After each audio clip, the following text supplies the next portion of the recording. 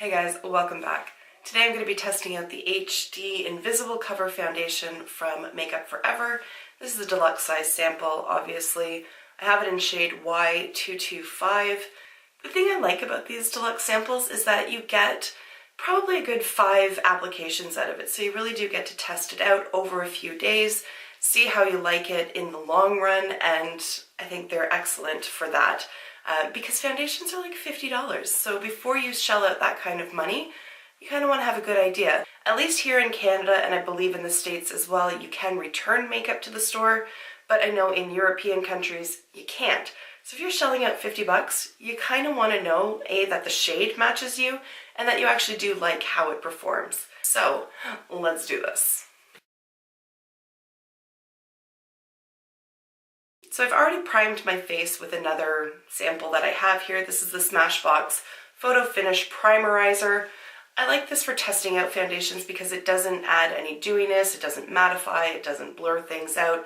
So it's really just like an amped up moisturizer, so it's not going to affect how the foundation performs, or at least how the finish of it looks and all that kind of thing. Full disclosure, if you hear screaming in the background, it's just Bennett. He's enjoying life right now. I'm getting ready for work, and that's just the way my mornings roll. In previous foundation tests, I have done sort of half face brush, half face sponge, but my foundation brushes, filthy. They need to be cleaned. It's currently Friday while I'm filming, and I usually clean my brushes on the weekend, so I haven't got around to it yet. So it's going to be sponge today. I hope that's okay. So I'm just going to dab it on, and then we'll see where that gets us. I think it's just a little bit light for my skin right now, but I don't think I would buy a shade darker because it's totally workable. So there we go. I just have it on the one half of my face now, and then this is just primed skin. Looking in the viewfinder, it's not a dramatic difference. I don't have a lot of redness. I don't suffer from acne or have a lot of blemishes that need to be covered up. I have freckles. I have uneven skin tone, slightly, nothing really to write home about. I do have dark circles. That's more concealer's job than foundation, but just in looking, I'm looking at the viewfinder right now, it just evens out the skin. Like let's be honest, most days I don't wear foundation. I really don't. I don't feel that I have necessarily the need for it. I do feel like I need concealer. That's my like OG holy grail, have to have concealer. I can hear Bennett screaming. Oh well. He's not screaming because he's upset. He's just screaming because like, oh my god, there's toys and a cat and my sister. I'm not concerned. Barry's upstairs with him, so it's not like I've just left him running amok in the living room. So, back to the foundation. You can see that it looks very much like skin.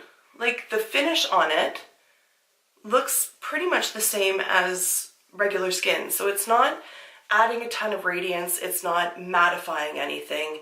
It just has a nice, natural finish to it. This is just a rather thin application, but in looking at it, like I have freckles up along here, and I have some like milia dots as well. And just, I'm looking in the mirror here, and it really does help to conceal that. Like I have a freckle on my cheek here, and even just with a thin application, it is pretty much wiped out. This one shows through, but this is like the biggest freckle that I have. You can see it right there. But even then, it's toned down with this foundation, and I could certainly go in with another layer and build it up. So I'm going to go ahead and finish this one. I'm also going to do that little oxidation test that I did when I tested the Dior foundation.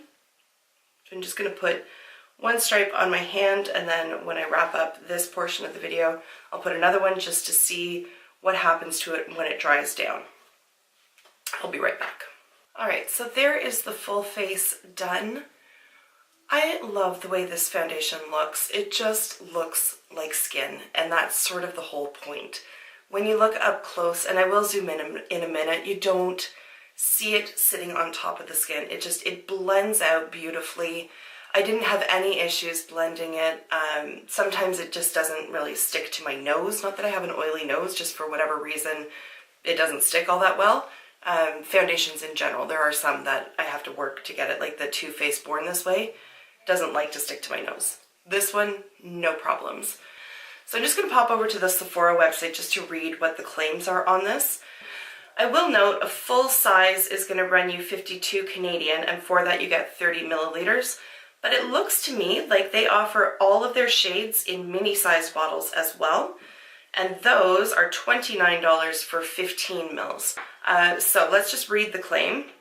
So it says, it has buildable coverage, a natural finish, and best suited for normal to combination skin.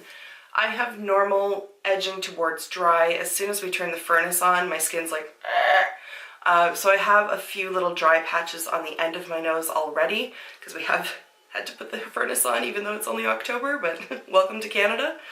And it says, it makes the skin look 100% flawless, yet is 0% noticeable. The long-lasting fluid has a second skin feel, often cited as one of the best liquid foundations. This Pro Essential provides completely invisible, seamless coverage.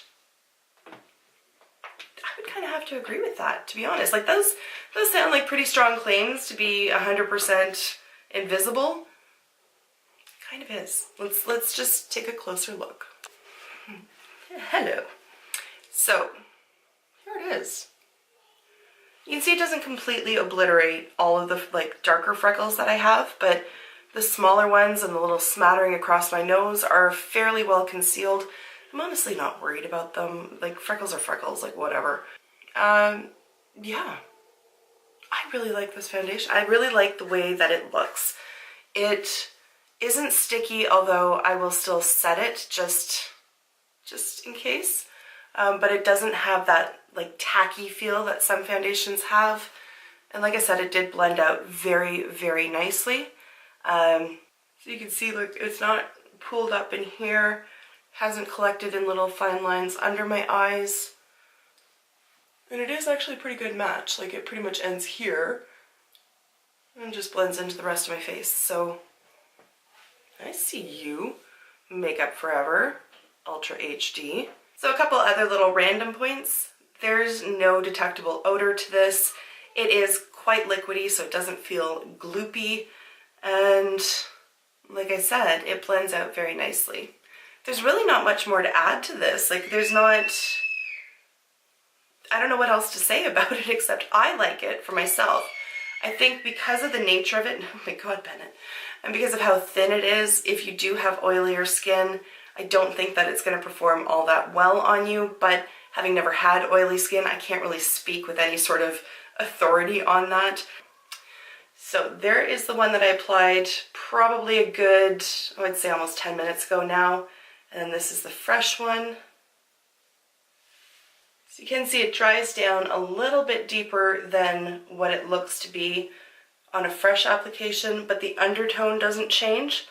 All right, so I am off to have my day. We're starting off by taking Bennett for his first blood test today, so I'm very nervous about that, but I'm looking forward to getting the results. I'm also going to work today, so I'm going to get at least a full 8 hours out of this before I check in, so we'll see how it lasts. It doesn't make any crazy claims for like 24-hour coverage or anything like that, but we'll see how it does for at least 8 hours. I will see you in a little bit. Why, hello again. It is now just about 10 o'clock at night, which means I've been wearing my makeup for almost 14 hours. The day started off taking Bennett to get his blood work done. He was very brave. He did cry, of course he cried, but he didn't scream like I thought he would, which is typically his go-to response when he has his vaccinations. But it was over before he even really knew what was going on, so there's that. I had hoped that we would be able to check the results of it online tomorrow, but apparently that feature is only available for those who are over 18, so I'm still left in limbo wondering what the results of this test are. Let's take a look at what we're working with 14 hours after application. From a distance, as you can see, I think it still looks pretty darn good. I think it still kind of looks like it did this morning, to be honest. Up close, you can see signs of wear, but people typically aren't like 3 centimeters away from my face when I talk to them, so we're doing pretty good. From a distance, a-okay. I don't know if the camera is going to pick it up, but I'm going to point out, especially right in this area here, I can see that the makeup is sitting on top of the skin, and same with in between my brows here, and much lesser degree over here, but right in here and in this area, the makeup appears to be sitting on top of the skin. So that's good. I mean, if it's only in these areas, I'm not overly surprised by that. Now, I guess it's happening a little bit along this area as well. This is a typical like problem area, if you will, for me. That's where makeup does tend to like separate on me over the course of the day. Like I said earlier, I have like a little dry patch right here, and nothing's caked up on that, so I'm happy about that. And overall, I mean, okay, I'm gonna bump it out now. I think we've done enough. So what I can say is, because it applies so seamlessly and because it really is like invisible coverage, if that makes any sort of sense. Like, it sounds like an oxymoron, but because you don't see the makeup once you first blended it out and applied it, once it starts to fade, it's not so obvious. And even like the little bit of pooling that I have going on, you can't see it from this distance, and this would be a fairly normal distance for me to stand away from somebody if I was having an actual conversation with them. So I think it's fantastic, to be honest. I really, oh good God, I really do like this foundation. I've talked about this before in other foundation reviews. There are foundations that I wear where by the end of the day, I just want to wash my face. Like, I feel like I'm wearing makeup. And hopefully that makes sense to at least some of you out there. But I can just feel it on my skin, and I want to wash it off. I just want my skin to breathe. I don't really have that feeling right now, even though I'm kind of sweaty and even though I've had it on for the majority of the day. I don't have that same urgency to wash my face as I sometimes do with other foundations. Much the same as I didn't have an awful lot to say when I first applied it, I don't have an awful lot to say now at the end of the day either, other than to say that I really do like this foundation, and I would recommend it to you if you have normal or just sort of outside of normal skin. If you have super dry skin or if you have super oily skin, I don't feel comfortable making recommendations in that case, simply because I've never dealt with either of those extremes. So I don't want to mislead anybody, and I don't want to give a false recommendation unwittingly. So what I would suggest is that if you do have those kind of skin concerns, that you get a sample of this. If you go to Sephora, and I imagine Ulta as well, we don't have standalone Ulta stores here in Canada, but at least at Sephora you can get a little pot of the product and they will color match it for you and all of that, and you will get probably a good 3 face applications out of it. So give that a try, and you should be able to determine at the end of those 3 days, or even at the end of 1, depending on how it wears, what your feelings are on the foundation. So, Makeup Forever, you done good. I really like this. Those are my thoughts on the Ultra HD Invisible Coverage from Makeup Forever. I just sound like a broken record saying, I like it, I like it, I like it. But I do. I really don't have much in the way of complaints about it. I really do try to come up with some sort of positive criticism, I suppose you could say, or constructive criticism when I do these reviews, just because it's very rare that you ever find a product that's completely perfect. But I'm having a hard time coming up with one on this. I really am. Off the top of my head, cannot think of any negative aspect of this. But I will turn it over to you. If you have tried this foundation, please let me know what your experiences have been down in the comments below, because if you have a different type of skin than I do, maybe your experiences will resonate with somebody else who may be considering this foundation. So please, sound off below so that we can all learn from each other. Alright guys, thank you so much for taking the time to check this video out, and I will see you in my next one. Until then, just be a decent human being. Bye for now.